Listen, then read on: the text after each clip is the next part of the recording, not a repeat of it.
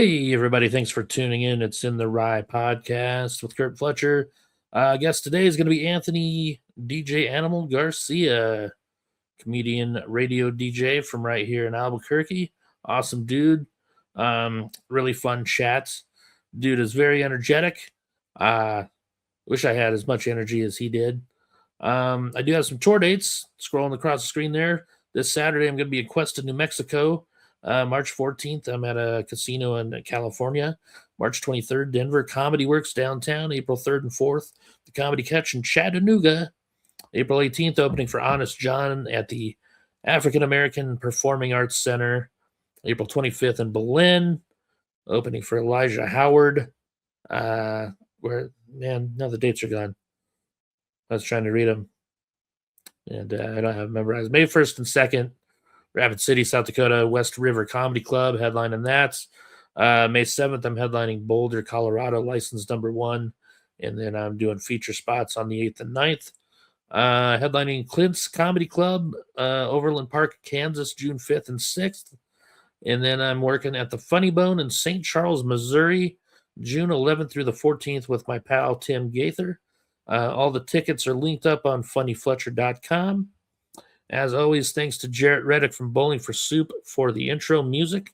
They've got a new single out, I'm Just a Kid. It's a cover, Simple Plan cover.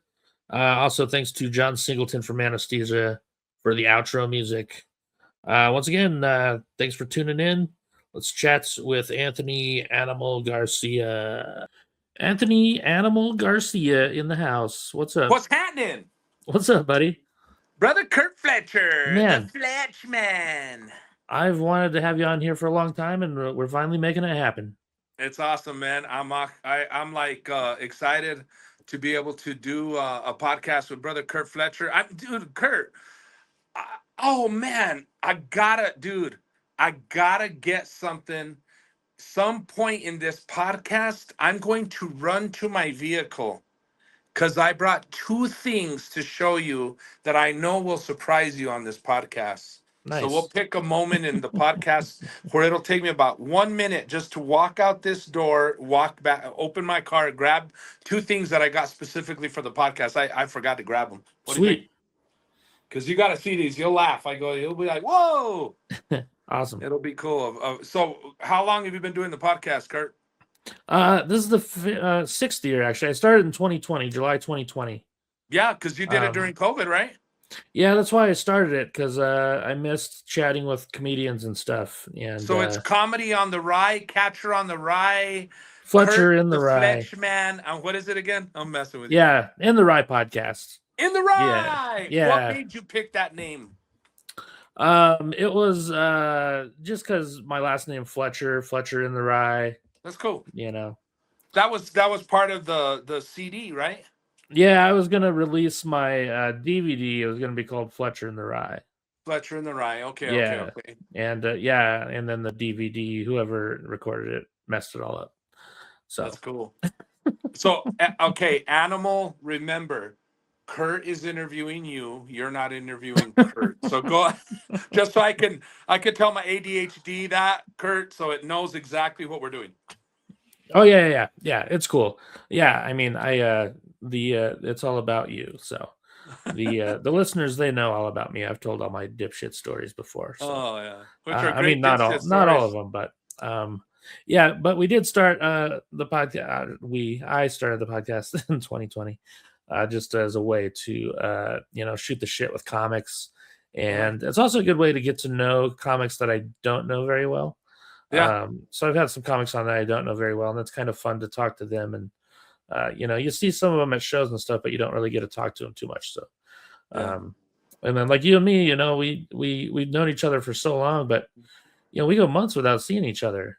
Dude, we've been around doing comedy together since the Bible days, like your beard. Yeah. Mm-hmm. We've been doing comedy since Moses was traveling in the desert, bro. That's right. One of my first jokes was about Moses. Was it? Oh, I can't remember. What was it?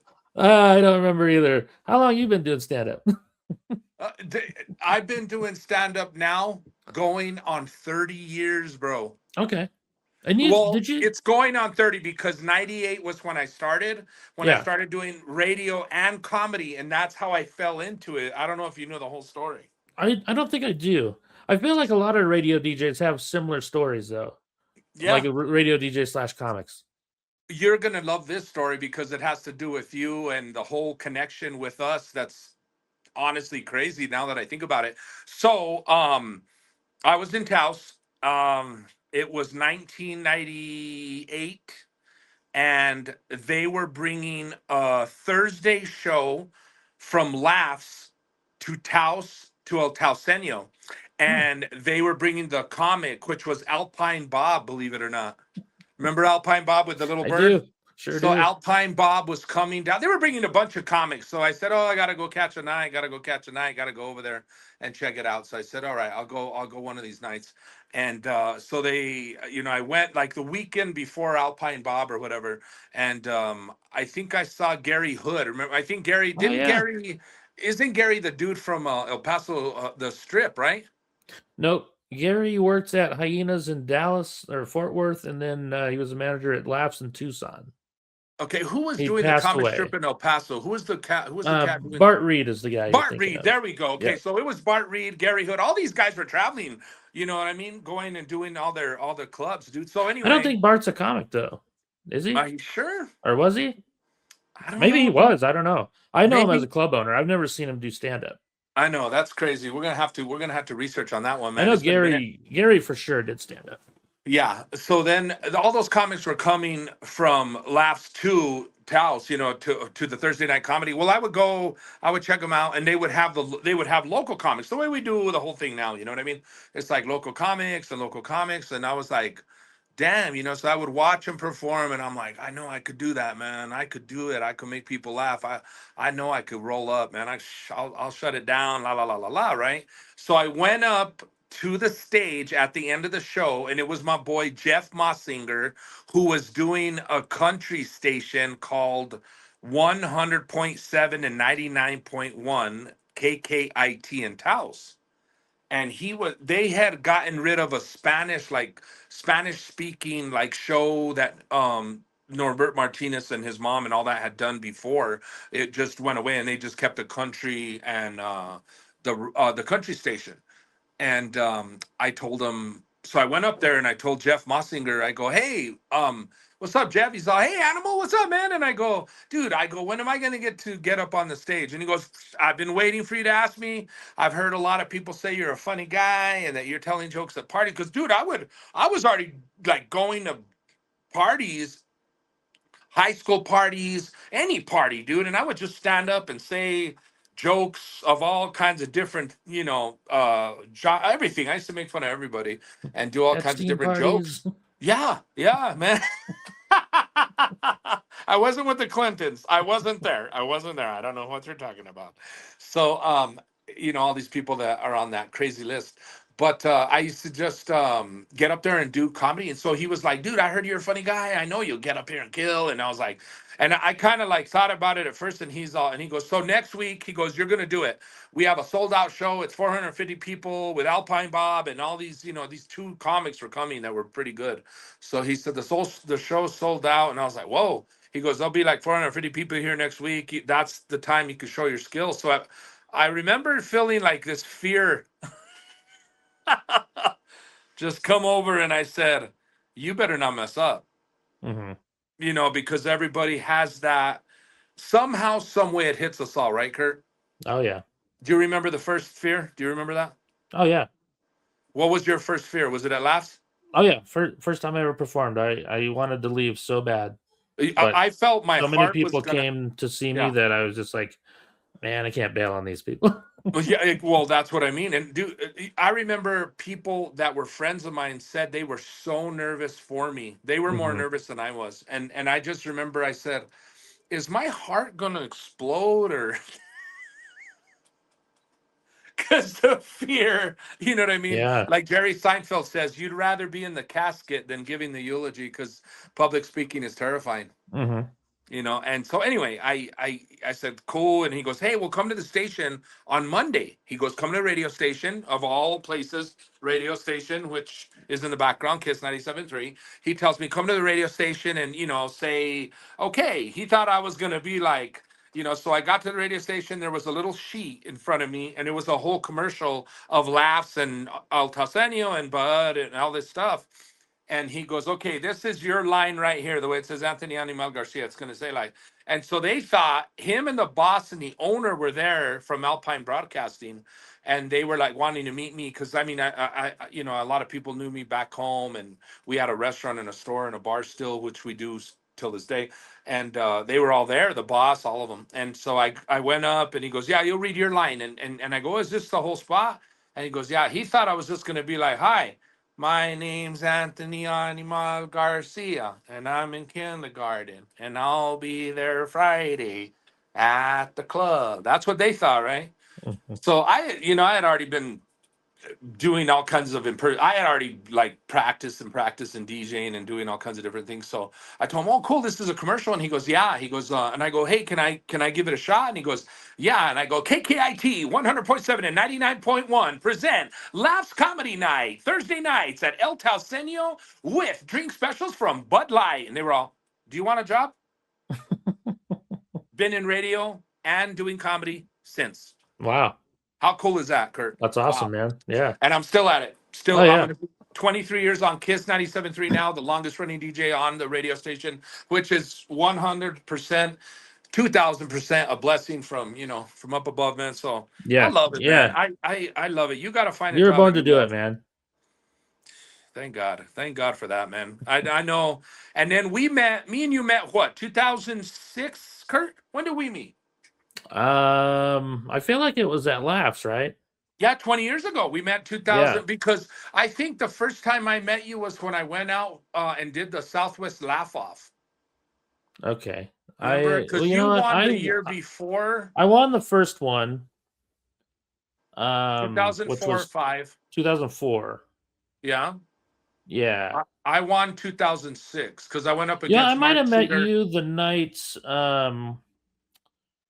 You came in with Fluffy one night, right? Oh yeah, my bad. Yes, with you, Fluffy, Darren Carter, Rick Gutierrez. Yeah, I think that's the first time I met you. That is, I can't believe it because I remember the wings were killer over there too, man. And thank you. And it was me and Fluffy, Gabriel Iglesias. We were there for the Beans and Crackers comedy tour at Kiva. Yeah, I forgot, dude. They were here on Kiss with me. Yeah, me and Fluffy. Like he just got his star on the Walk of Fame. Did you see that? Oh, did he? How cool. Yep. He just got his start. We'll talk about that. I mean, we got to talk about that a little bit. But Gabriel Iglesias, when me and him and Darren Carter and Martin, Felipe Esparza, Mike Robles, we were all doing a comedy tour together. Rick Gutierrez was on there too. He's all, hey man, let's go party after. And no. I was like, he goes, yeah, we're going to go to Laughs. And I go, all right, let's go to Laughs. I remember he got up, man, just like Russ was like, oh, he did a set after the headliner. Yeah. And everybody was like, no way, right? Everybody was like, wait, holy shit, man. It's crazy. Gabriel Iglesias is here. So everybody was all like freaking out. I remember that was cool. But that was the first night me and you met. I forgot. Yeah. Yep. I think so anyway. Yeah. I knew who you were. I remember. Because I asked you. I remember I go, hey, what's up? And you're like, hey, I'm Curt. And I was like, oh, cool. Are you a comic? You're like, I'm both. I work here and I'm a comic, right? Yeah. Yeah, I think I had already clocked out from my cooking shift, and I was just watching the rest of the show, and then all you guys came in and got to watch Fluffy do. What made you get that job, dude? How did it start for you? I want to hear your story, Curt. How did comedy come about for you? Like, give me your scoop. How did it fall in your lap with everything? I've always wanted to do comedy since I was 4. So nice. When I turned 21, that's when. I was working at Pizza Hut at the time, and I was telling everybody, all my friends there, that I wanted to do comedy. And one of my friends that worked there, he goes, dude, why don't you just shut the fuck up and do it? And, when he said that, I was like, yeah, I keep talking about it, but I don't do shit about it. And you should have stood up there by the salad bar and done a set, dog. Yeah. That would have been funny. That would have been cool. Well, we didn't have a salad bar. It was mostly a carry out delivery By place. then, yeah, there was no. It Um, was not the old school '70s yeah, Pizza Hut that with it had beer and a jukebox and the Space Invaders and all that. Yeah, that must have been before your time, I guess. yeah. So he kind of kicked me in the ass, and I was like, I just turned 21, and I was like, yeah, I got to do it. So I picked a date. I looked up laughs when they did open mics, and I gave myself 4 months to write a set. So Yeah. I picked a date. I picked August 5th. I was like, that's going to be my day. Invited every single person I knew because I was like, this might just be the only time I ever do it. Because if I eat shit, I'm not doing it again, you know. And Did that dude come? What was that dude's name that told you to shut Nate up? What's that Tramatina, story? fuck yeah, he was there. Oh yeah, He was yep. He's still a good friend of mine to this day. awesome. I was gonna say, Um, where is Nate Dogg? yep, lives right down the street from me.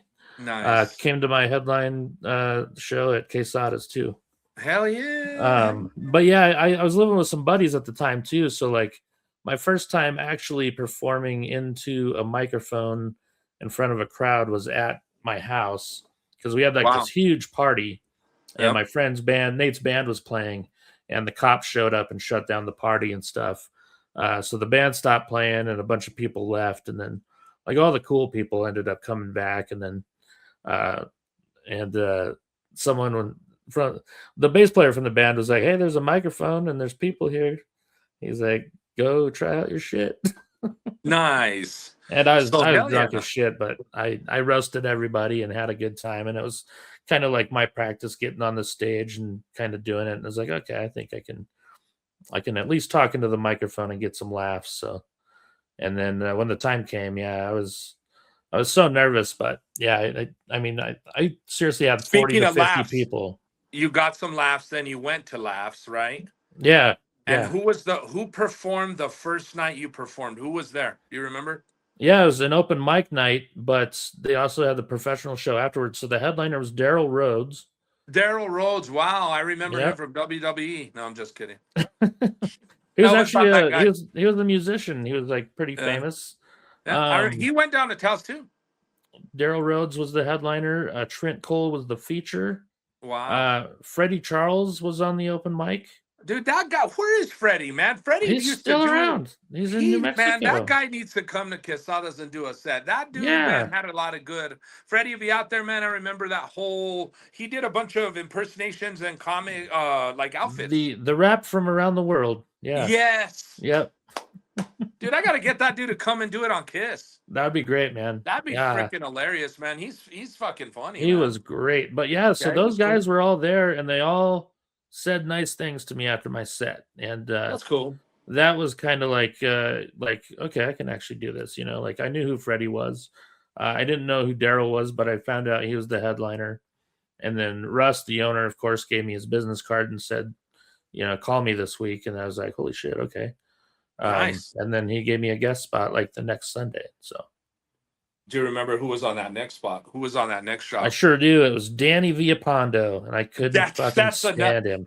Damn, bro! You believe it or not, when I took over and did a lot of stuff at Telsenio, the owner Fred gave me a big old folder, man, with all the headshots of all the laughs comics that were at El Telsenio. He goes, here, you know, just in case you ever want to call any of these guys. I was like, oh damn! So I remember Danny Villapando being one of them, and all those guys, Gary, all those guys, man. Yeah, like forever. And I'm gonna have to check it to see if we can find Bart Reed in there. He might have just been a dude that was on the letters or something. I just remember the name, but that's Danny Villapando. So how did that go? That first guest spot? I tanked horribly. I know. There's only like 12 people in the crowd too. And I did the same stuff. And yeah, Danny was kind of a dick to me. So I never liked him. I always wonder, that's why when you told me that the guys told you that you did a great job, I said, were any of them like rude to you or said like, wow, dude, or because you know comics, man, we've had a taste of comics that are assholes, and you have comics that are great as hell, and you have comics that are in between, and you have sarcastic and comics that are competitive, and it's a variety. You never know what you're gonna get with a comedian, man. It's like a freaking mystery box. Yeah, right? Daryl Rhodes actually came up to me afterwards, and he was like, he introduced himself and stuff, and he was like, "How long you been doing stand up?" And I was like, "5 minutes." He's like, "That was your first time?" I was like, "Yeah." He's like, "Well, stick with it." I was like, "Cool." Comedy is like a box of chocolates, Kurt. You never know what you're gonna get. I just thought about that, like Forrest Gump, right? Yeah. You never know what you're gonna get. Yeah, you because there's been comics where I'm like, oh, cool, and I'm like, don't ever meet your heroes. Yeah, I've never had like an issue with like well-known comics. None of them have ever been rude to me. There's one that was kind of not cool, but it's usually like the bitter guys who are been on the road 40 years and they never made it. It's Yeah, like those that guys. does that. See, that goes to show that I appreciate where me and you have always been, Hmm. because I am grateful with where I am, where I've been, and where I go ahead. Yeah. I like being right in the middle. Yeah. I don't, I'm yeah, just so happy that I get to be a comedian. I think that's e- so cool. exactly, 100%. Because the thing with that being said is, it's I guess because I don't want to be like that. I see a lot of those guys and I'm like, wow. And doing comedy's hard, man. Being on the road Yeah. 275, 300, 330, 365 days a year. I mean, Hmm. living in a hotel, smelling, yeah, back in the day, remember it was like cigarettes, the hotel Yeah. rooms, and you're always gone. The airports, you'd miss flights, there was delays, you'd get stuck on the, well, most of us drove, we ran Yeah. out of gas, we were broke. No, it's a very, very rough. It's rough if you're not rich. Oh yeah. Yeah. That's why a Yeah, lot of these nepo babies make it and stuff for people who are, their parents were pretty wealthy, so they don't have to do the grind of the road and shit.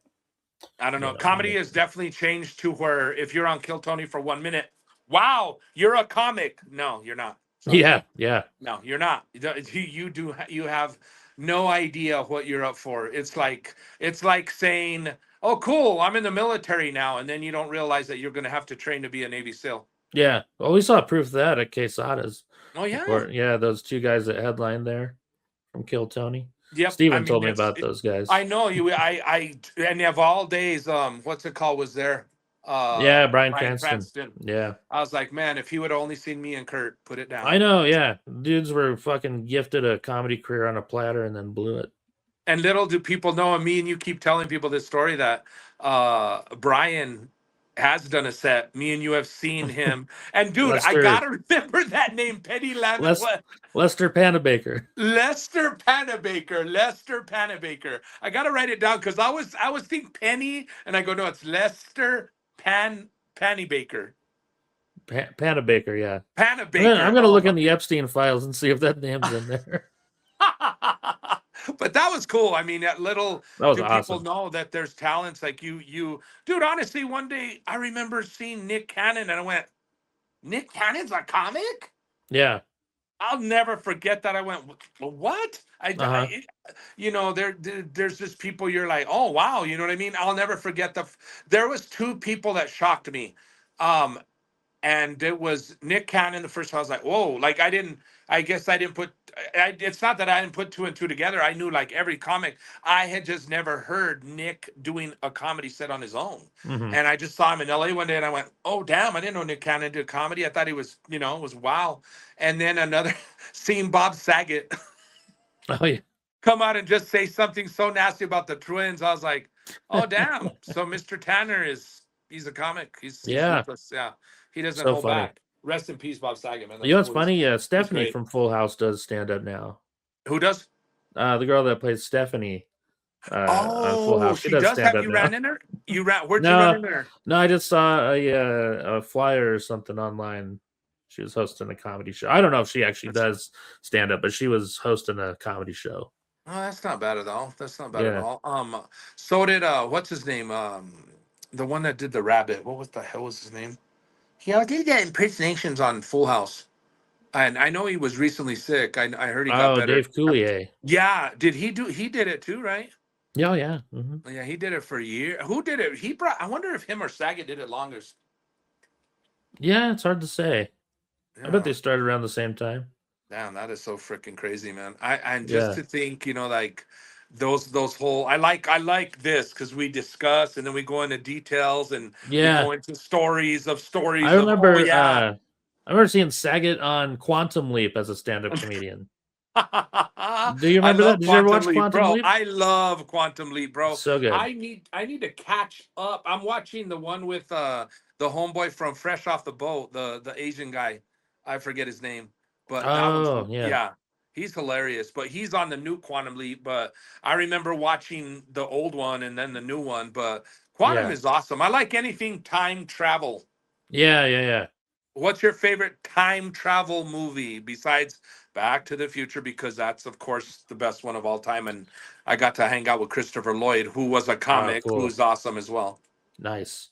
Um Doctor did you ever see Who. Time Bandits? Yeah, dude, that was one from 84, 80 Yeah. something. They just Yes, did I a remember show that. on Apple TV about it. Or like it Yeah. was like a reboot kind of. But they did a Wow. show, like a series. And it was pretty Yeah. good. So there's Doctor Who. Yeah. Twilight Zone's my favorite. I Oh, love Twilight like Zone's good. oh, Like I the old love school dude. ones. Oh my god. Like I haven't like speaking of Quesadas and the whole tie to it, Vince Gilligan, if people don't know this, is like a huge Twilight Zone fan. And it's just like I thought, wow, when you watch Twilight Zone, you learn like, hey, this is how you build a story. This is how you build a Yeah. script. This is how you shock people and how what's going to happen. And like, so I just Hmm. thought the brilliance. Oh, Twilight Zone was way ahead of its time. Yeah. My favorite movie of all time is Willy Wonka and the Chocolate Factory with Gene Yeah. Wilder. Oh, it's so good. He was ahead of his time in the movies you see today that you're like you're laughing your ass off at movies today, or even the Jim Carrey, the Mike Myers, the any Adam Sandler, all the you can go on for day, Chris Rock, anybody that made funny ass movies. Wilder did it in the 70s, and mind you, on a child's movie. You know what I mean? Yeah. He just Willy Wonka was like, oh, strike that, reverse it. Hmm. Gesundheit, farewell.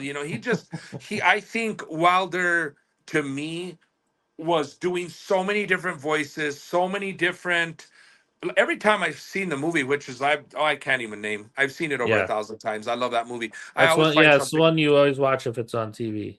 Yep, I'll find something new every single time. But just the way he goes, Davide Gaze, he's just doing something different. And at the time, he was taking language classes, so he was doing all kinds of different voices on. He was learning languages because he was traveling all over because he was in the stir crazy days with Richard Pryor. Yeah. I mean, those days were coming up with Richard Pryor, where him and they did See No Evil, Hear No Evil, two of the Hmm. greatest comics, man, doing movies together. But Yeah. Gene Wilder and just the whole tie of shows that were ahead of its time. Movies was Blade Runner was another one too. Hmm. Twilight Zone. Um, I think that Willy Wonka and the Chocolate Factory, as far as it's comedy and where it was going to go, was ahead of its time. What was another? Blazing Saddles was freaking Yeah. hilarious. Oh God, man, that one was so wrong. Classic. It was a classic, and History of the World. I can't believe that Mel Brooks. I was watching History of the World Part One the other day. Have you seen History of the World Part One? Oh yeah. Yeah. Dude, It's I been a long could time, not but yeah. stop. Dude, watch it. I was laughing my ass off. I couldn't. I forgot. Gregory Hines is in it. Mel Brooks. Yeah. And then I thought, well, Spaceballs is one of my favorite movies too. And in Spaceballs, he says Spaceballs 2, the sequel in 2026 or 20 something. Yeah, something. Oh So yeah. there. So now that Mel Brooks is going to be 100 years old, they literally they can do it. They've filmed it. They are filming it. They're filming. Yeah, well, I mean, I guess I've read bits and clips and stuff like that, and I'm like, oh well, when the hell is Spaceballs the sequel coming out? I don't know what Well, the sequel Spaceball to 2027. okay. I Yeah, wasn't supposed to say anything, but a 2027. friend of mine texted me a picture from the set of it, and Nice. Really? he Oh, said not to share that with anyone. Oh Not at the yeah, time good. anyway. But now that it's online, I'm sure it's fine. Dude, But that it came out in '87. It was freaking hilarious. I mean, mhm. just that's my type of humor. Every time he goes, I can see your Schwartz is as big as mine. Yeah, and I mean, I just wonder if Rick yogurt, Moranis is going to come yogurt, back. awesome. Rick is awesome. Yeah, You know, and Rick was brother of what's his name? Other Moranis, homeboy from Ghostbusters, right? I don't know. Wasn't he? Rick Moranis has a brother. I can't remember. I know Rick. I know I'm thinking right off the back, but I remember Lord Dark Helmet. I click on Rick Moranis and it's like Lord Dark Helmet.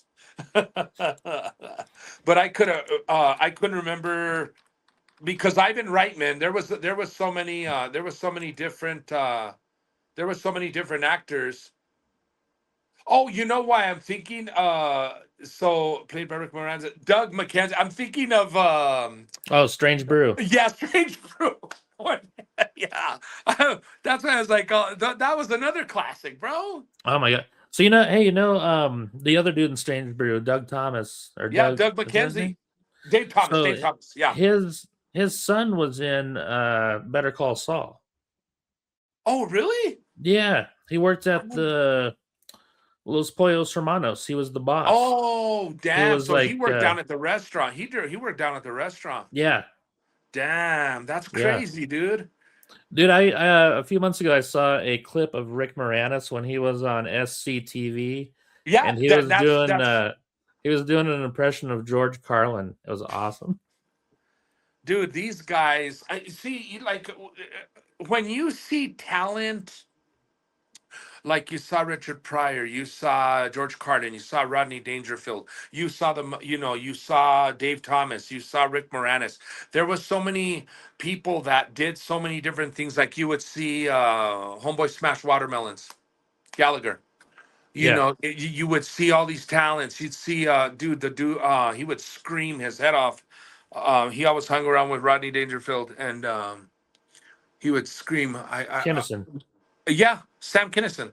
You'd see all these talents from early. When did you feel like you said you were 4 years old? Hmm. The first time I knew what I wanted to do was that me and my grandfather were in Taos and the whole family had left except me and him.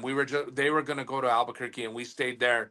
And I told him, "Well, what are we going to do, Dad?" He pulls out a projector, a little projector and he broke out a Charlie Chaplin film. Oh wow, And dude, coolest shit ever till this day, Kurt. I still have the projector. I still have the Charlie Chaplin movie. wow. I was 8 years old, and it was like Charlie Chaplin doing modern, all these Yeah, moves, and I'm like, that's what I want to do. I want to be an actor. I want to make people laugh. I want to be a funny guy. I want to jump and do all these acrobatic stuff. And yeah, still doing it till this day. awesome. But That's cool, man. yeah, Charlie Chaplin was the one, but the one that solidified it was Eddie Murphy. Oh yeah, Because I was like, I'm watching this in 1980. I'm not supposed to be watching it. I was like 12 years old, and I'm watching it in 1982. and And you're a few years older than me, right? I'm yeah, yeah, 45. yeah. I'm 53. Okay, Nobody heard that. I'm 43, Kurt. You're older than me. I'm I'm older in than you. media. Yeah, I'm in media. I'm an actor. I'm a comedian. I'm in media. I'm a DJ. I'm a model. Everybody has to say they're 10 years younger than they actually are, right, that's Dolly right. I'm Parton and Cher? 35. Yeah, so you're 35 now, Kurt. Yep. So I'm 43, you're 35. And that isn't that crazy? I'm like, I don't give a shit. This is how old I am. I just keep it real. Yeah. Yeah, Yeah. I'm My not gonna mom let die. me listen to Eddie Murphy. Yeah, right. Okay, so at the time, I was shit, dude. This was in '82, so I was only 10 years old, bro. Yeah. So and it was like HBO, dun, dun, dun, dun, dun, the way Yeah. like the whole HBO, the way it would start with the whole city and all Yeah. that. Yeah. I still remember once I hear that Yeah. music, I always think of George Carlin. Oh yeah. Every time when you heard the HBO theme, you would be like, oh my god, like I guess it Something was awesome's because gonna happen. the moment, yes, magic was going to happen, right? Mm-hmm. Because no matter what, the intro, every time the intro hit, let's see, I'm trying to like, I literally have it right here. Watch. Let's see if I can do it. Let's see if I can hear it. Oh, this was the one from 1983. Yeah, Sorry, there it is. remember that?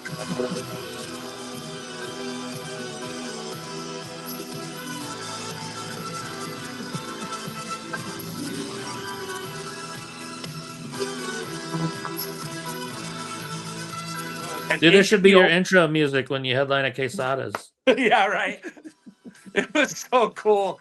But she used to be like, "What's coming up? It's going to be a Yeah. star." I mean, I think that there's things from the '80s that still, like even the movie themes. Kurt, what do you think of the themes? I think about it and I say everything was.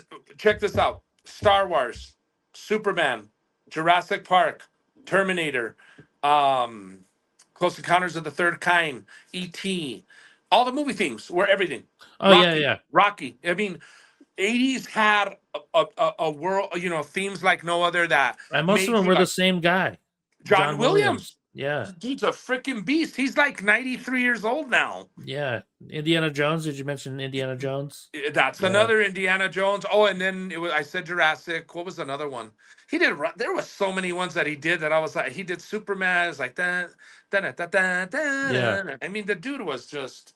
He was a fire, but like as far as HBO, like that theme, I was like, yeah, I just remember it's like Eddie Murphy delirious. I was like, Mm-hmm.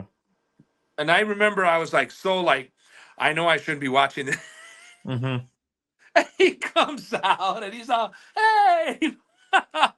And he's wearing the red leather suit, which is classic to this day. Mm-hmm. And he started talking about sucking dick and fucking this and fucking that, Mr. T, and Mm-hmm. fuck this and fuck that. And you're Hey like, boy. oh, hey, boy, I heard you did some jokes about me. No, he didn't. Maybe I didn't. He did Mr. T. He goes, man, I'll fuck Michael up. Michael Jackson, Elvis. To me, when I saw Eddie Murphy, he solidified and made me realize that that's what talent is, and you have to find it. You have to find what your talent is, whether it be one-liners. You're a one-liner. You're like a Rodney Dangerfield, and I'm like a Eddie Murphy. Yeah. What do you think?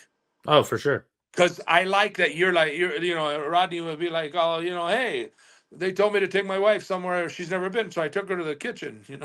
Yeah. And me, I'm like, oh man, I'm dancing Yeah. and yelling and screaming like Eddie Murphy, you know what I mean? But I guess just the talent that we find in ourselves to be on point with everything that we say, and it's not an easy talent. It's not. Yeah. It's not an easy talent, man. What's your Mm-hmm. hardest? What do you think's the hardest part of comedy?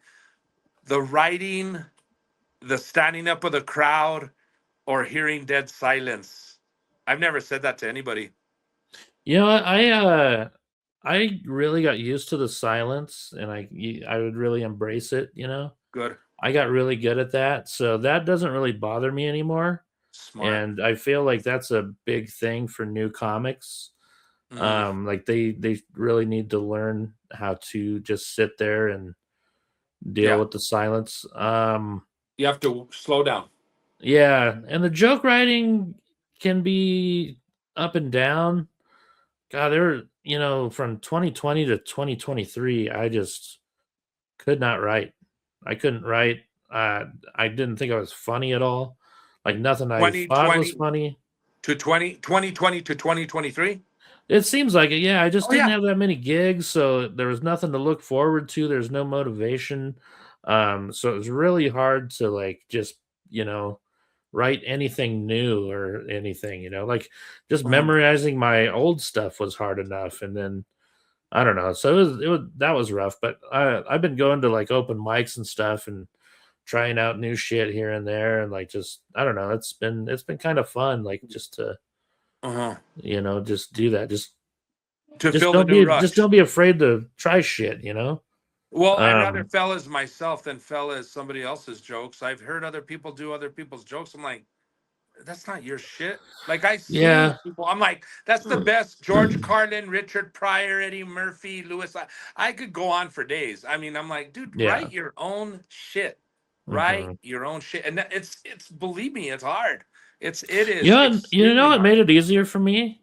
Yeah. Writing stuff was, I started out at Laughs. I probably told this story on here before, but Russ, the owner of Laughs, Russ Rivas, was also a comedian, and he Yep. gave me and my buddy Mark Shooter an assignment.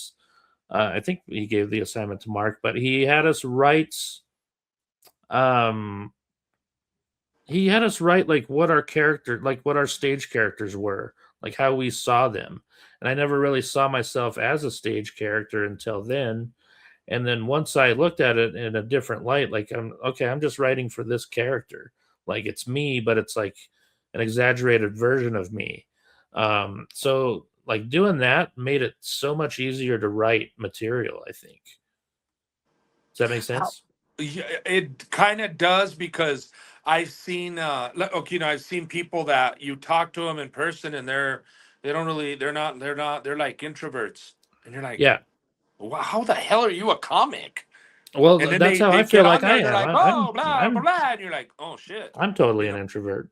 Oh yeah, you are. Yeah, you're an introvert, but I mean, I guess because it's me and you, we always shoot the shit and talk For and sure. laugh and talk forever. But you know what I mean? Like, oh, what I mean, you I'm always see me interested at comedy how shows yeah. too, and I'm a little different at a comedy show than, Yeah, if I'm you just have like, to. yeah, You can't stay introverted on stage. You're like, dude, yeah, yeah, hello, we got yeah. a Once show. they What's say going your on? name, it's showtime. Once they say Curt Fletcher, like I do, Yeah, yeah, you're yeah, like, it's on, and there's a point of no return. I'm like, hey, this is Apollo. You're going to the moon, man. You better be yeah. ready because you got to get off the spaceship and jump on the moon. That's one small step for man, one giant leap. Oh, we You lost got to you. be on point and ready for that. You know what I mean? Yeah. So All right. You still there? can you hear me, buddy? Yeah, I can hear you. Can you hear me? Let me see. Kurt, Yeah. Hello. I don't know. Can you hear me or I can't hear you? I can hear you. Let me see what's going on.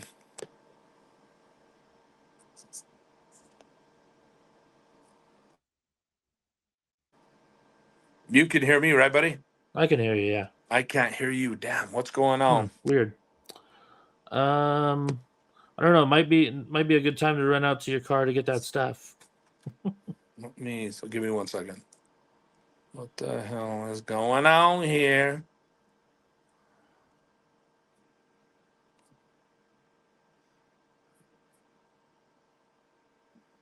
Now? I can Damn it. hear you.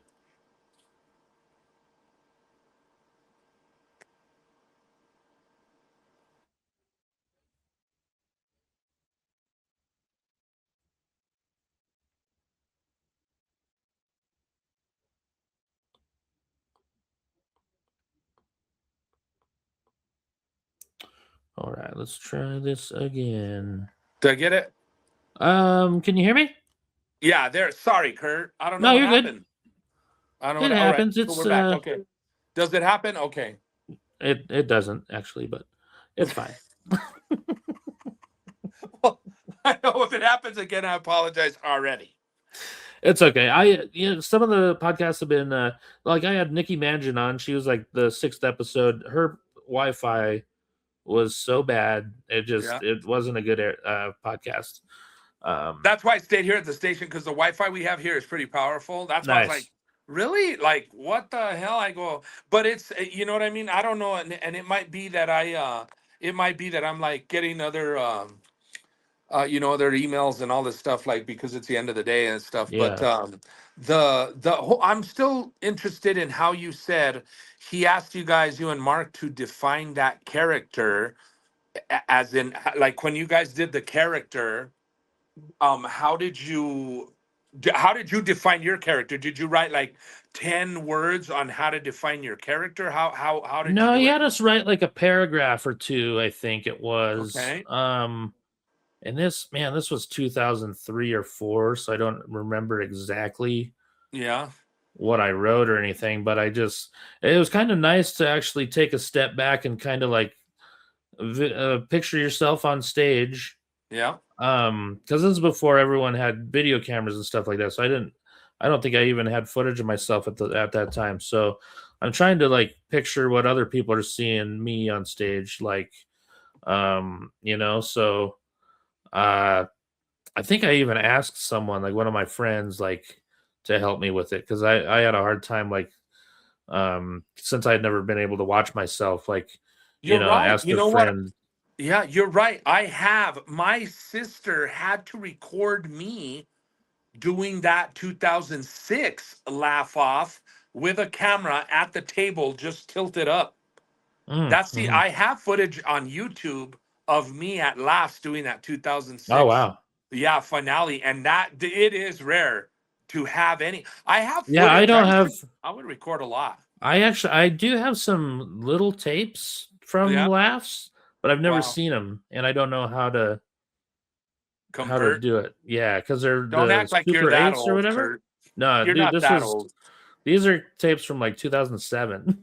Is it the little ones or The little there's ones, so, the yeah. Super 8 or Yeah, whatever. Remember yeah, because those? you had your VHS, then you had your Super 8s that were either thin and small, or they were thick but small. Then you had now you have some that are tiny, and then that was it. It was like Yeah, yeah. cameras, forget it. I do have SD cards and phone I do cameras, have is some forget it. VHS tapes because the Me too. club Looney's in Colorado Springs had a camcorder built into the wall, so you could just Nice. bring in your VHS tape, put it in there, record your sets.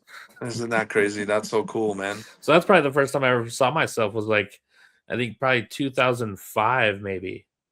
How do you define your character? Like now. Like if you think, like I was thinking about it, and I was like, okay, mine, I would define it as loud, big guy that makes fat guys look sexy. Yeah, I can see that. Moves and sings and wakes up the dead. I'm loud. I'm loud. I move. I like to move, Yeah, but can't stay still. I like to yell. I like to sing. I like to dance. I guess. But you're right. Your character, the way you see it. yeah, because mine was Like, kind of like, not, he doesn't like to be the center of attention, but likes yep, to make people laugh. Not yep. necessarily like the class clown, but um, just the dude you wouldn't notice, but he says funny shit every once in a while. Which is Or cool. you look at this guy and you wouldn't really think of him as being funny, but then he's pretty funny. Yeah, yeah. Because I remember I had a guy come up to me at laughs. He actually what did he say? He said he's like, yeah, I bet my girlfriend $1 that you weren't going to be funny, but I lost $1. Another guy told me one time. We worked together.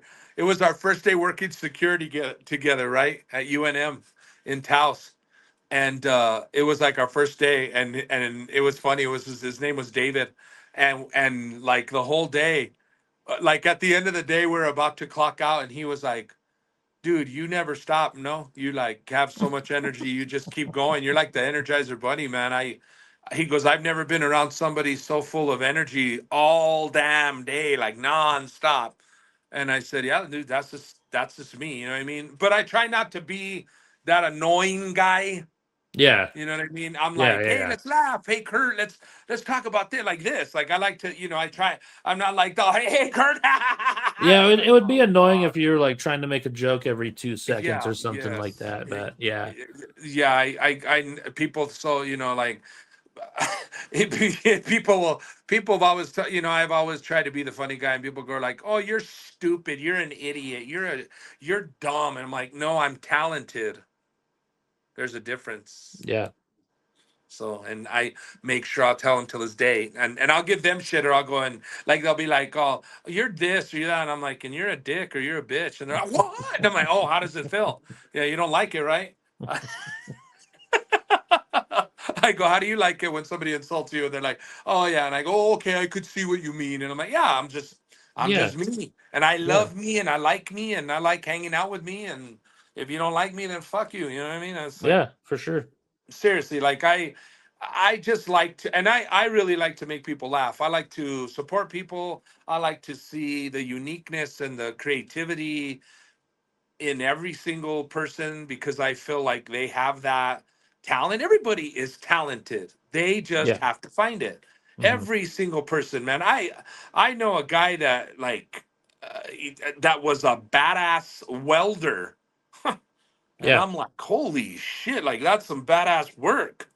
Everybody, and he goes, yeah, I try. And I'm like, well, dude, you shouldn't have to try very hard, man, because that's some amazing work. Hmm. And I tell people, you just got to find what you're good at, whether it be a writer, whether it be an athlete, whether it be a comedian, whether it be uh, whatever you do, whatever you may do. If Hmm. you're a pilot, if you're a hiker, whatever the hell you are, man. I Yeah, don't know if you saw me hiking recently. I did. You look good, man. Looked like you've been doing it for years. I was like Tom Cruise, CRUZ, trying to do my own stunts. Yeah, I did my own stunts. That didn't go too well. I pretty much Ah, you destroyed. roughed yourself up. Oh yeah, I fucked myself up, dude. I'm doing all kinds of different videos for Quesadas because I'm headlining on April 25th. Two shows, 7 and 9. Every 9:30. Get your tickets, quesadas.com, party people. Yeah, I'm gonna And try to make it to the late show because I have a show in Berlin at 7. Belen, dude. Me and Steven did a show in Belen for 3 people. When was that? That was back in the day. I swear, dude, it was funny. Like I'll give it to the person that like, hey, I'm bringing Stephen Michael Quesada, Anthony Animal Garcia. You guys are coming, and dude, he did the flyers. He did. I think he even did like radio. And he worked hard at it. I give it to him. And as you go in Belen, and when you go over the bridge in Belen, I don't know if there's like a bridge Hmm. and you're going over the bridge, and right when you get to the bottom of the bridge on the main street, there was a bar there. There was a bar, and it was like a dance hall and everything. I tell you, and I just remember I walked in, and Steven was at the door. Steven was just waiting for me at the door, and it was like 8 o'clock. It was the show started at 8, and I remember walking in, and I told him. And I looked at the stage, and there was 3 people around the stage at one table, and I said, "Does the show start at 10?" And he goes, "No." And I remember Steven goes, "No," and I go, "Does it start at 9?" And he goes, "No, it starts now." And he goes, "You're up." And I was like, and the guy, I remember the promoter's like, dude, I don't know. It was a bad day. He did it like on the second of the month where nobody has money. I mean, it's like, oh damn, and he did like on the second of the month. It was like, I don't know if it was after Christmas or in January. It was not a good time. You know what I mean? There's dates you just don't do. Yeah, And we're like, well, shit, and it was okay, and we performed. I'll never yeah, forget. And I said, hey, but to me, I love that. I love it to this day because the story. Second, because it scared my soul enough to say this is what it could be anytime, any day. It could be one person, it could be nobody, but you yeah, should still perform. yeah, Or those 3 people deserve a great show because they showed up for you. yeah. And me and Steven, they had a blast. We even Oh, drank with good. them Yeah, after. We got yeah, trashed with them after. It was funny. yeah. We You know had a what? blast. I headlined this club in Calgary last year, the Comedy Yep. Cave, and we had 2 shows because they do shows Monday through Saturday, one show each night. Monday through Saturday. Monday through Damn. Saturday. So Wow. there was one night where it was 4 people. They were awesome. One night it Nice. was 2 people. It was just two Wow. people. It was a couple. So I got up on stage and I was like, we don't even need a stage for this. I was like, do you mind if I just come sit at your table? And they're like, that's cool. So I sat at their table with them. I told them jokes. And then I was like, I don't know. We're just kind of like conversating too. But I tell them a joke That's and cool. then kind of tell them like where that joke came from or whatever. And then they would tell me a story about something. And it was fucking awesome. It was so much fun. I had the other comics come sit over there with us, and they would chime in if they had something funny to say or whatever, and just made it a fun night. That's awesome, dude. That was cool Yeah, for I you to thought it was sit down. cool. They probably had a blast. They probably Yeah, enjoyed that so much, man. yeah, like the whole show was for them, so that was cool. That is cool when you can, because to me, like I say, if I'm making one person laugh or I'm making 1,000 people laughing, I'm happy. I Yeah, think I think but it's a like rush. I pictured myself, like my old self. There's no way I would have done that. Yeah, I would have just sweated through going on stage and oh yeah. hoping Oh, they'd dude, I've laugh. I've done shows with more way, dude. I did a show for 4,500 people one time, and I mean it was with Sparks and Lorenzo, and that was at the Sandia Casino, Oh yeah. and I was like. I remember I was like on the side of the stage and I would look out and I'm like, it's sold out. There's 4,500 people here. And I would look out and I'm like, oh my God, like I feel so terrified right now. What's going to happen? And I was like, dude, like snap out of it, dude. This is going to be the coolest thing ever. Mm-hmm. And I went up with that energy and I said one joke and they laughed and I felt the rush of the laugh. I go, oh, that's Yeah. it, dude. You're Yeah. fueling my fire, man. Mm-hmm. And to me, the more if they fuel the fire, I'm gonna keep going, man. Like I'll stay on fire. That's the Oh, for rush of it. sure. Oh yeah, That's that's the that's rush of it. so easy opening for someone who the crowd is so excited to see. Like this past weekend with Kevin Nealon, like those They crowds were are rushed, so easy. dude. They rushed you up. We feel the rush, and when you're Yeah. like, oh hey, sole custody, they're I was like, Yeah. nice. I felt that I had just sat down. I literally sat down because I had came from the other show. I had came from Don't Tell Them comedy.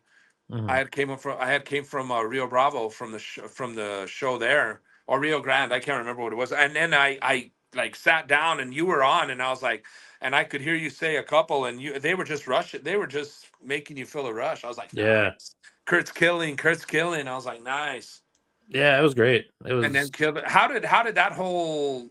I mean, you opened up for a legend. You featured for a legend. So how did the whole feeling of kneeling, man? Just the whole weekend. What was your whole take on the whole thing? How were you excited to meet Nealon? Had you met him before? Were you like, this is an SNL alumni? Because you saw me sit down with him. That was the first time I met him, and we You sat look down like in a the little dark, kid. like You're so excited, dude.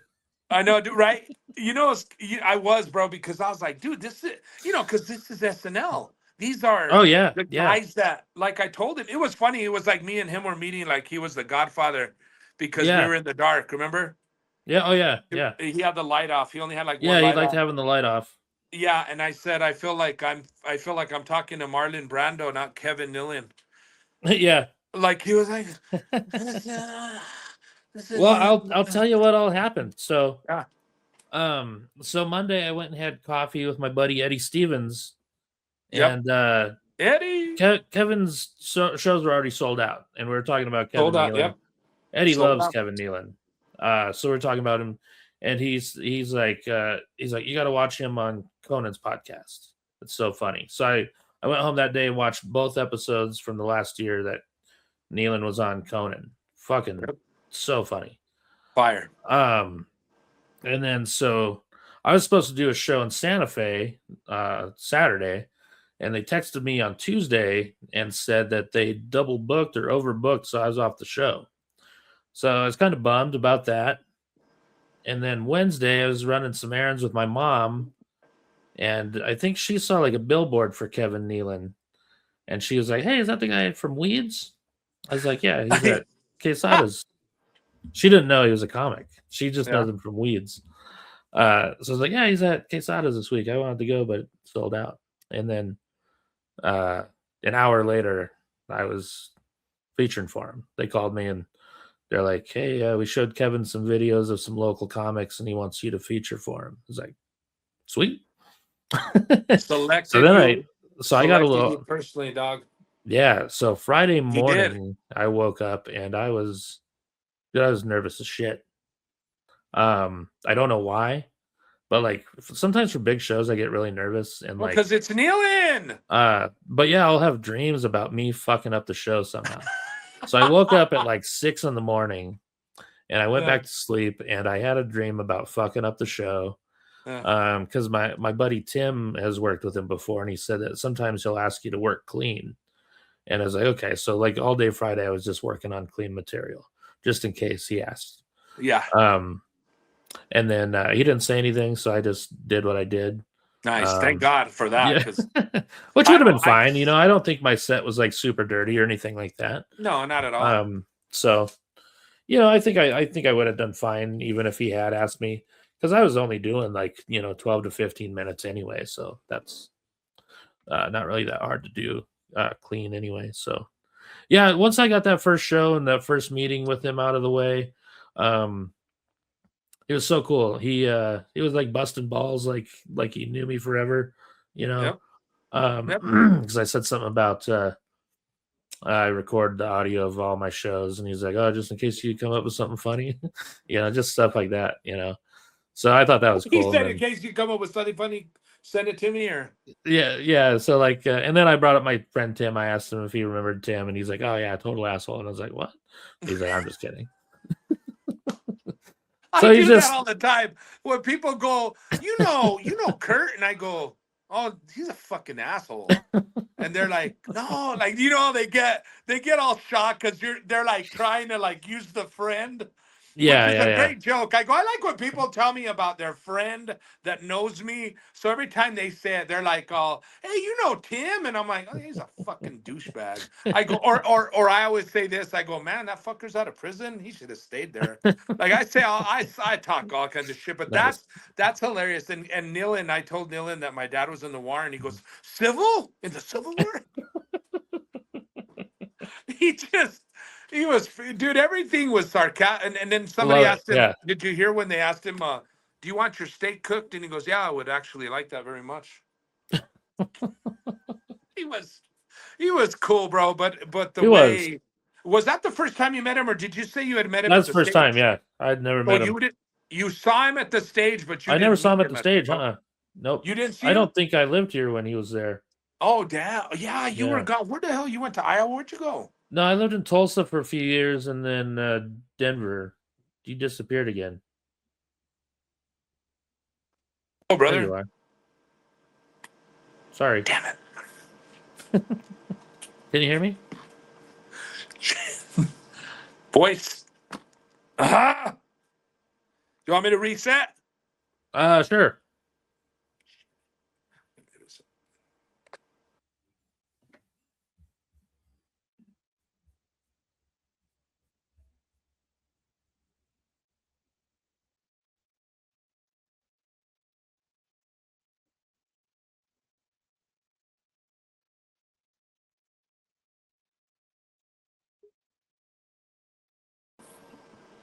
There we go. Finally, can you hear me? Yeah. Sorry, man. That's all right. Yeah. So where did you go? Did you go to Iowa? When did you left for a couple of years? I lived in Tulsa for a few years. You moved to Tulsa, right? Yeah. Hold on, I'm getting some feedback. I think. Are you getting feedback? No, I think it's good now. Okay, my bad. Sorry about that, man. No, you're good. Yeah, I lived in Tulsa for 2016 to like 2019, and then lived in Denver for a little bit after that. Yeah, I knew you had went to Denver. I said I remember you had moved to Denver. How long did you live in Denver? That last time, not very long. About 6 or 7 months. But I lived there before. Like after Laughs closed, I lived there, and then I can't remember what other years I lived there. How'd you like it in Tulsa? Wow. Yeah, I love Tulsa. I liked it a lot. I freak out. I always hear Tulsa, and I immediately think it's boring, but I don't know. What's cool about it? It's just like a cool, like artsy town. It's not a big city. Um, but yeah, very artsy. A lot of solid comics for how small the town is. Nice. Oh wow.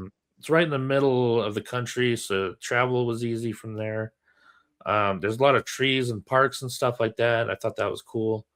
But yeah, it just had a small town feel to it for how big.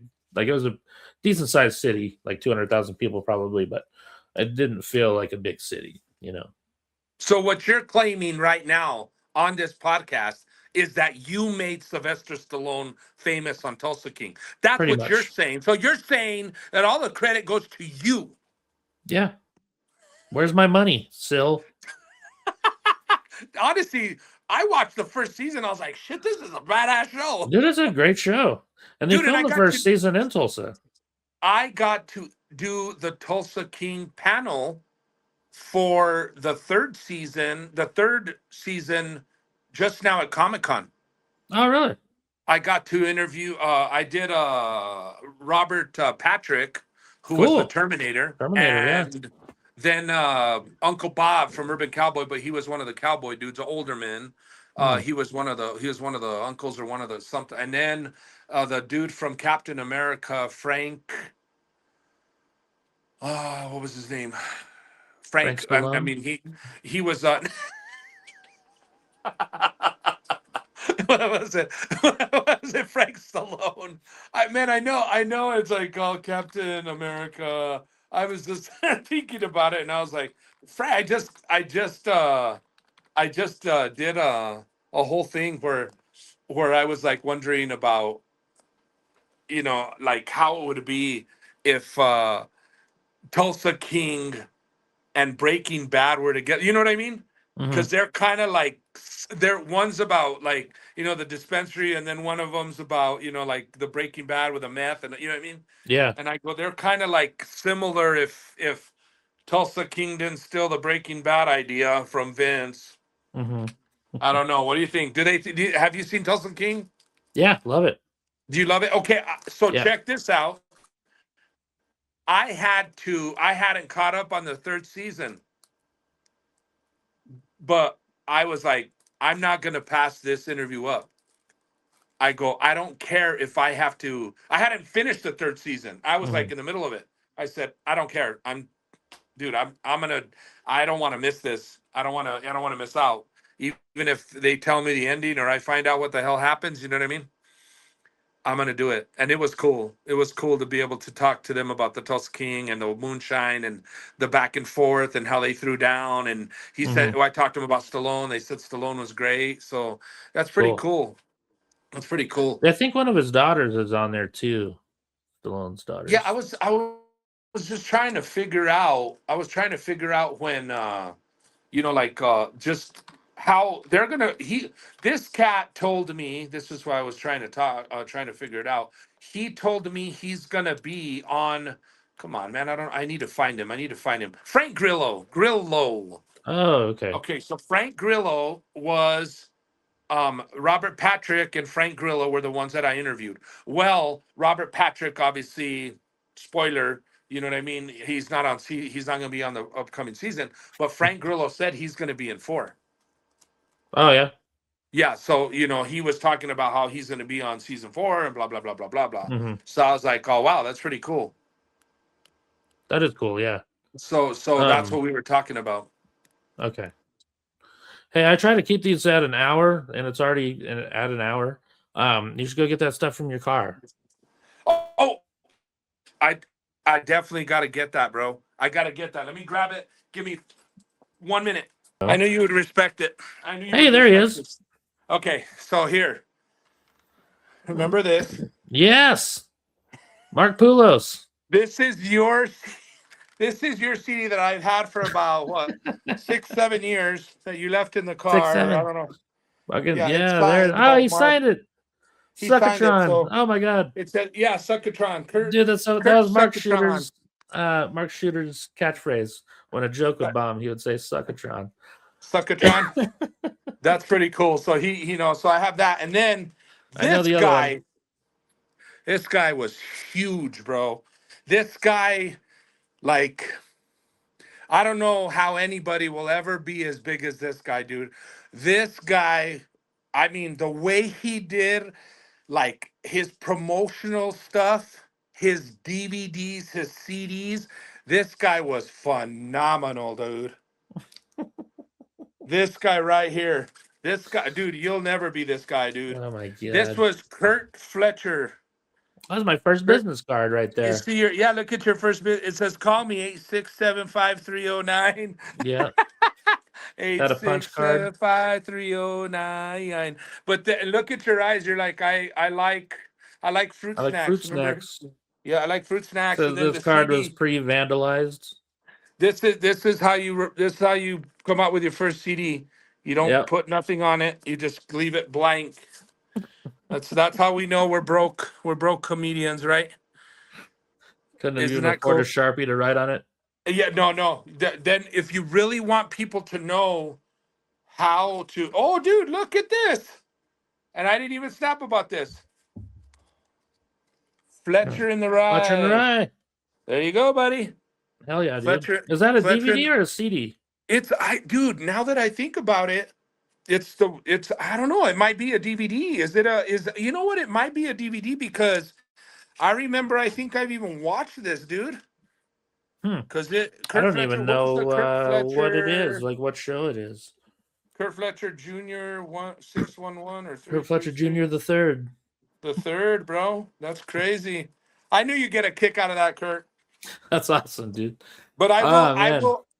I will keep forever. This yeah. one, but I will give this one back. Okay? Mark Poulos, yeah. Yeah, He's I still gotta a give good you friend of that. mine to this day. Oh, have you performed with him? When was the last time you performed with him? It's been probably, God, it's been a while, but I still keep in touch with him. I still quote one of his jokes all the time, even if it's to myself, because he had this joke about hooking up with older ladies or whatever, or I think it was single moms because they had the best snacks or whatever. And he had this one about hooking up with this old lady, and she'd wake him up at like 6 a.m, and she's like, "Time for flapjacks, you big son bitch." Time for flapjacks, you big son bitch. You big son bitch. Well, Curt, I know we got to wrap it up, but I want to let everybody know, hey, April 25th, Quezada's Comedy Club, Quezadas.com. I'm going to be headlining at 7 and 9:30. Get your tickets at Quezadas.com. Get your tickets Yes. at the door. I check it out, DJ Animal Official on my links. I have Animalistic Entertainment. So Animal Unleashed is a copyright, trademark, everything. I got Animalistic Entertainment, the company which promotes Animal Unleashed. And we will be doing a show together, Curt, soon. Hell yeah. And not here, but we'll be doing something together, in another town or another state soon, which is going to be fun. Because I already like said, okay, Curt, you know what I mean? It's easy to write down your name, Curt, because you're easy to work with. And, I'm glad you, like when I talk about you, which is real bad behind your back, but I know. I say, Curt Fletcher, my bro, he puts in the work. I go, he's traveled all over the United States. I go, he's toured. He worked here at a club. He knows the whole dynamics of doing what he does. He has those one-liners. He's professional. He's easy to work with, man. Curt's a great friend of mine. So congratulations, Curt. Thank you, buddy. And congratulations to you on headlining Quezadas, man. Thank you, That's buddy. super exciting. It's cool that he gives the locals an opportunity like this, especially someone like you, because you definitely deserve it. So, well, I didn't. I mean, dude, check this out. I mean, the first time I did it was Ed Bassmaster. This is when we first opened the club. oh wow, I don't know if you remember Ed Bassmaster came. I know who he is. Yeah, he's social. It was so I ended up having to headline, so that was fun. yeah. So it was Steven. We've had that number of headliners. It was Steven, me, Curt, Karen, Zach, Jake, Buck, Curt, Anthony A, and now I get to do my shows. So a lot of, big shouts out to everybody that have gotten their opportunity locally, because we have great comics here, great talents here. Mhm. And I know that everybody will have their spot. And big shouts out to Stephen Michael Quesada and everybody else that Absolutely. gives everybody work. You know what I mean? It's Mhm. 100% awesome. Before you let me go, Kurt, I gotta ask you that Yeah. one question. Who is your favorite comic of all time, Kurt? Yours, because I said Eddie Murphy for me, and then the list goes on and on. But the first one, who is your favorite of all I time? I thought you were gonna make me do what's the station phrase? Oh, the most hip hop and R&B is Mike is 573. All Yeah, time, he's like, definitely I'll say George it one more Carlin. time. I knew it. Carlin for I sure. said he's gonna say George because Carlin is Yeah. just a beast. You know what I mean? That he Yeah. was, and it's crazy, but Carlin invented the 7 things you cannot say on radio or TV. Yeah. hmm I remember You know? exactly where I was when he died. Wow. I Just know yeah, he that was. that had to hurt. Oh yeah, yeah. I was driving to Denver to do a show actually. Um, Damn. yeah, just yeah, he was the reason I wanted to do comedy. Sneaking into the living room and seeing my mom laugh, and asking questions about it the next day. Mhm. She was explaining what it was and who it was and stuff like that. And she actually said I tried to run away from home like a couple weeks later. I was gonna move to New York and live with George Carlin, and he's gonna teach me how to be a Really? comedian. Yeah. Nice. Well, that's cool. So you did. She would let you watch like Eddie Murphy, George Carlin, Richard. She would let you. She would let Yeah, you. she's as long as I didn't repeat the stuff, Beat the words. Yeah. you know, yeah, because I mean, well, we didn't really, I didn't know Richard Pryor was a comedian until way later. Eddie Murphy, though, for sure. There was also a guy named John Valby, his nickname was Doctor Dirty. Wow. Man, go find some of his stuff and picture John like John Valdi, right? John Valdi. Valby, Valby, and BY. Oh, Valby. Okay. picture me as a third grader listening to some of the shit he sang. He would sing dirty songs, and she would always be like, "Yeah, as long as you guys don't repeat it, you can listen to it, whatever." That's cool. But That is yeah, cool. so I was always listening to Dirty Comic, Dice Clay, Sam Oh, that Kinison. was gonna just say that. I was just gonna tell you, dude. When I heard Andrew Dice Clay, I said, "Whoa!" And there's no way. Like, who is going to take it to a different level Yeah, past Andrew Dice Clay? uh I huh, don't. Who would you say? There's a couple, I guess, but not too many that have taken it to where where he starts at this girl was sucking my. I'm like, damn, yeah, yeah, right off the back. You're like, yeah. so this guy. I'm like, you start your show like that. I'm like, damn, but he sold And out. And he was like big when I was like in middle school and shit. So it was funny to me just because it was so dirty. But like when I got older and listened to his stuff, I was like, God, this is garbage. did you know where I opened up for him and Fluffy for the first time? Camel Rock Uh, Casino. no shit. Wow. And guess who the hell was the feature act for me and Andrew Dice Clay? Sebastian Maniscalco. Oh wow. Crazy. Holy shit, right? Yeah. Isn't that crazy, dude? Yeah, that's wild. That is crazy, man. But Sebastian should be coming to New Mexico soon. Yeah, I don't think he's ever been here, has he? He will be. Yeah. He's a badass, bro. He's cool as hell. Is he? I was just like, dude, Sebastian, like, holy shit, this, like, at the time, nobody knew me. I mean, I was in the radio and I was pushing Andrew Dice Clay's show and Camel Yeah. Rock and oh my God, they were doing comedy shows there when it was the open, like it was the casino, it was open, hmm and I was like, oh my God, I gotta announce for Andrew Dice and I get to say a few jokes and then they're like, and then he goes, all right, the first fucking guy you're gonna announce is my buddy here, Sebastian Maniscalco. Don't go fuck up the name. And I was like, all right, you know what I mean? I just remember like shit, Sebastian Maniscalco. And I at the time, Sebastian was. I mean, if he was big in New York he must have just said, "Hey, I'm that guy that's going to go on the road with Clay," and he hmm wasn't as huge. He wasn't as big as now. Sebastian's a freaking beast, bro. Yeah. I mean, my favorite cologne from my favorite joke from Sebastian Maniscalco goes, this guy over there at the club, man, he's looking at me and he says he wants to fight me. And I was like, all right. So I told my brothers, hold my cologne. Best Italian joke I say I've ever heard. That's great. Oh, my cologne. Because those guys are just slick and they always have that, the style. And ew, that was funny. I thought when I saw him and I said, what? I didn't even know Curt for the longest time. I go, why does this guy look familiar? How come this Yeah. guy looks? It took me about 10 years, bro. And one day somebody goes, oh, have you ever, worked with Andrew Dice Clay? And I go, yeah, actually I have. I go, me and him did Camel Rock and I opened up for him and I showed somebody the picture and they go, and we like at the same time went, is that Sebastian on the picture? And it is. It's Sebastian Maniscalco. I have to text it to you. You'll be like, what?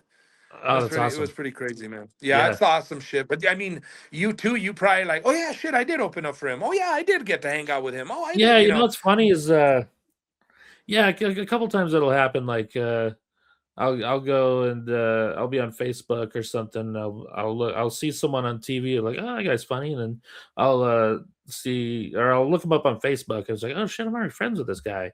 We must have done a show together.